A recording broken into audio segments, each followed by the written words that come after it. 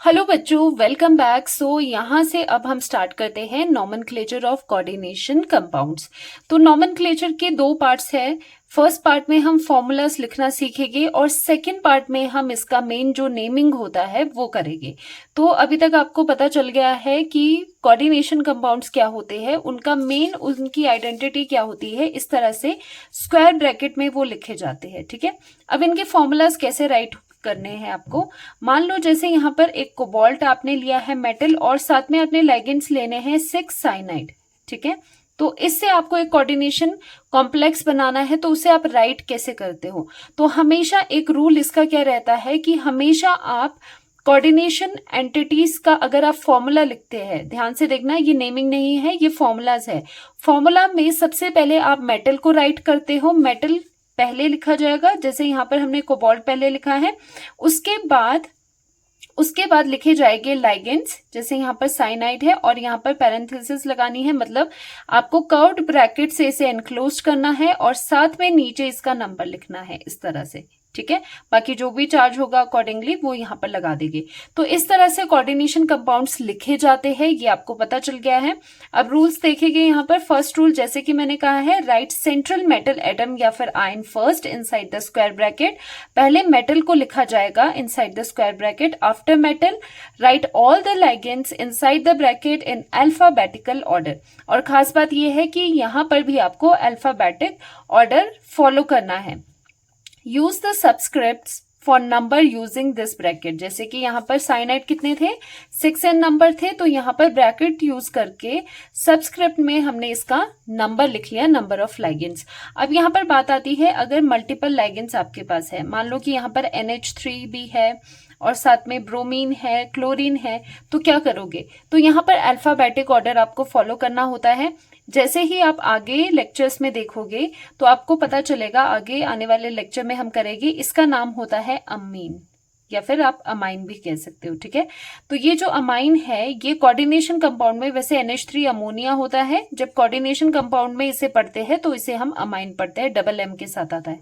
सो ये ब्रोमो है या फिर ब्रोमीडो कहते हैं, और ये क्लोरिडो है या फिर क्लोरो भी इसे कह सकते हैं। ठीक है, तो यहाँ पर अगर आप इनके अल्फाबेटिक ऑर्डर देखो तो A comes first, then B, then C। ठीक है, तो ये कैसे आप लिखोगे, यहाँ पर अगर कोबाल्ट के साथ ये कोऑर्डिनेशन कंपाउंड बनेगा तो इसका फॉर्मूला कैसे लिखा जाएगा, जस्ट वैसे ही आइडिया आपको दे रहे हैं। Metal is written first, after that ligands are written but in the alphabetic order। तो alphabetic order क्या हो गया, पहले A वाला आएगा, NH3 आएगा, तो इस तरह से इसका फॉर्मूला रहता है। NH3 है, इसका नंबर थ्राइस है, ये लर्न करने की जरूरत नहीं है, जस्ट रिप्रेजेंटेशन आपको बता रहे हैं। फिर B वाला आएगा, फिर क्लोरीन आएगा। इस तरह से कोऑर्डिनेशन कंपाउंड में जो पैटर्न रहता है वो इस तरह से रहता है। अगर मैं इसको इस तरह से लिखती कि यहाँ पर क्लोरीन लिख लिया, फिर NH3 लिख लिया, फिर आपने ब्रोमीन लिख लिया, तो ये वाला रिप्रेजेंटेशन गलत होता है, ये सही होता है। इस तरह से भी क्वेश्चन आपको पूछ सकते हैं, which one representation is correct. तो हमेशा ligands are written in the alphabetical order. ठीक है, second point is done. Third में क्या है, include the metal and ligands in this square bracket. जैसे कि आपको पता है कि स्क्वायर ब्रैकेट का हम यूज करते हैं। ठीक है, ये बात आपको पहले से ही पता है।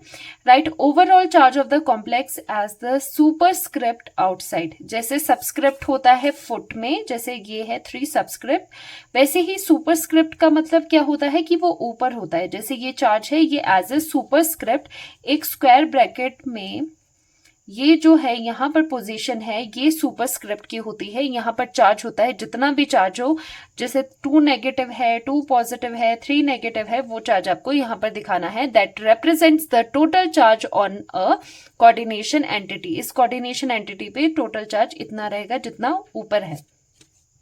ये भी हो गया। फोर्थ पॉइंट आता है, in case of abbreviated ligands use first letter to decide the alphabetically position of ligands. तो देखो, लाइगेंड्स जो होते हैं उन्हें हमने अल्फाबेटिक ऑर्डर में लिखना है, ये तो बात सही है, लेकिन कई ऐसे लाइगेंड्स होते हैं जिनका हम एब्रीविएशन यूज करते हैं, जैसे इथिलीन डायअमीन जो कि होता है EN, इथिलीन डायअमीन। ठीक है। तो इसका एब्रीवेशन EN होता है, ऑक्सिलेट का OX होता है, ऐसे रिप्रेजेंट होते हैं। अब इनकी अगर पोजिशनिंग आपने देखनी है तो अल्फाबेटिक ऑर्डर से ही करेगी, इसका E और इसका O आप कंपेयर करोगे तो अल्फाबेटिक ऑर्डर में ही आपको इसे लिखना है, जो एब्रीवेटेड लाइगेंड्स होते हैं इस तरह के। नेक्स्ट आता है there should be no space between the ligands and the metal in the coordination sphere. जब भी हम मेटल एंड लाइगेंड्स को लिखते हैं तो उनमें कोई भी स्पेस आपस में नहीं होना चाहिए, ठीक है। तो ये इस तरह से देख लो, यहाँ पर आपको पूरी पिक्चर क्लियर हो जाएगी कि क्या क्या चीजें हैं। मेटल कम्स फर्स्ट, उसके बाद ligands are written in the alphabetical order, charge is here as a superscript on the square bracket, ये सब चीजें होती है, ठीक है। और इनके बीच में कोई स्पेसिंग नहीं है। Charge of the cations is balance by the charge of the anions, ये काफी इंपॉर्टेंट है। देखो अब क्या होता है, जो ये चार्ज ऑफ, मान लो कि ये है, जो भी ये कोऑर्डिनेशन स्फीयर है ना, कंफ्यूज नहीं होना है, यहाँ पर चार्ज कुछ भी हो सकता है, पॉजिटिव भी हो सकता है, नेगेटिव भी हो सकता है, ठीक है। तो पॉजिटिव कोऑर्डिनेशन स्फीयर भी हो सकता है, नेगेटिव भी हो सकता है। अब जो ये चार्ज है ना यहाँ पर, जैसे ये 3 नेगेटिव है, इसे बैलेंस करता है, इसे बैलेंस करता है इसका काउंटर चार्ज। जैसे 3 नेगेटिव है तो 3 पॉजिटिव होना चाहिए, तो ये नेगेटिव है तो यहाँ पर 3 आप K3 लिख सकते हो यहाँ पर इसको कंप्लीट करने के लिए, क्योंकि ये 3K पॉजिटिव देगा। 3K पॉजिटिव का मतलब है 3 पॉजिटिव चार्ज। तो जितना भी आपके पास यहाँ पर चार्ज होगा वो उसके काउंटर चार्ज से बैलेंस होगा। जैसे चार्ज ऑफ द केटाइंस है तो वो बैलेंस करेगा चार्ज ऑफ द अनाइंस, ठीक है। When ligand in polyatomic it is enclosed in parenthesis.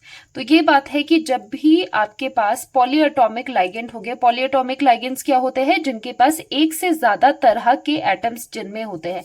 जैसे सिंपल सा एग्जाम्पल यहाँ पर आप लेते हो वाटर का। वाटर क्या है, एक पॉलीएटॉमिक लाइगेंड है, क्योंकि यहाँ पर एक से ज्यादा तरह के लाइगेंड है।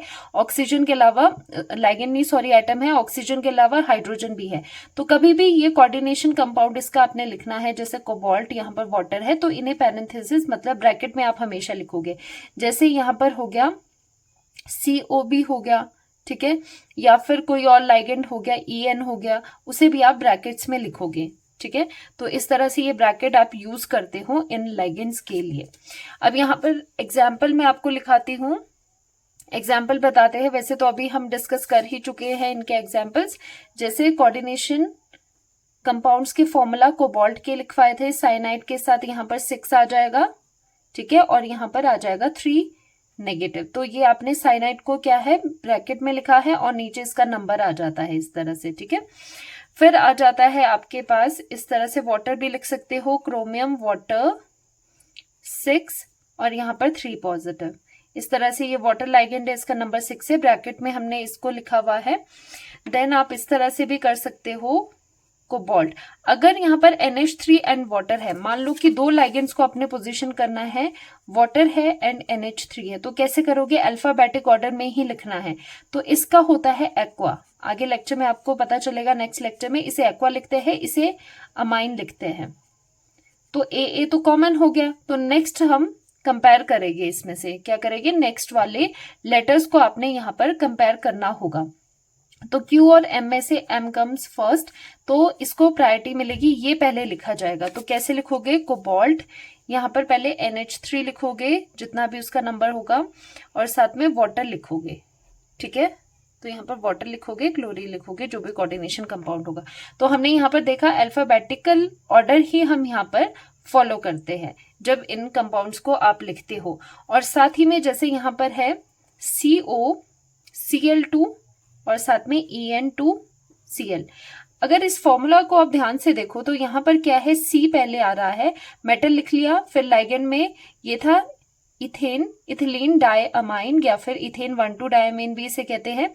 तो ये E से स्टार्ट हो रहा है तो ये बाद में आएगा, और क्लोरीन C से स्टार्ट हो रहा है, अल्फाबेटिकली पहले आएगा। तो इस तरह से आप इसे लिखोगे। ये पोजिशनिंग आप आगे पीछे नहीं कर सकते। मान लो कि आप ऐसे लिखो इसे, कोबाल्ट, और आपने EN ट्वाइस लिख लिया और Cl2Cl लिख लिया, तो ये बिल्कुल आपका यहाँ पर गलत हो जाएगा। This representation is incorrect. ये रिप्रेजेंटेशन सही है क्योंकि ये अल्फाबेटिक ऑर्डर में है। तो ये छोटा सा आज का लेक्चर था, फॉर्मूला कैसे राइट किया जाते हैं, जस्ट इन फॉर्मूलाज की रिप्रेजेंटेशन थी। अब मेन जो नॉमेनक्लेचर नेमिंग आता है वो आता है कि अगर आपको फॉर्मूला दिया है, फॉर्मूला से आप उसका नेम कैसे बताओगे। जैसे ये आपको कंपाउंड दिया है, फॉर्मूला इसका दिया है और पूछेगे राइट इट्स नेम, तो इसका नेम कैसे लिखना है वो मेन चीज होती है, वहीं से क्वेश्चन बनते हैं। तो ये चीजें हम नेक्स्ट लेक्चर में कवर करेंगे। मिलते हैं नेक्स्ट लेक्चर में, बाय बाय।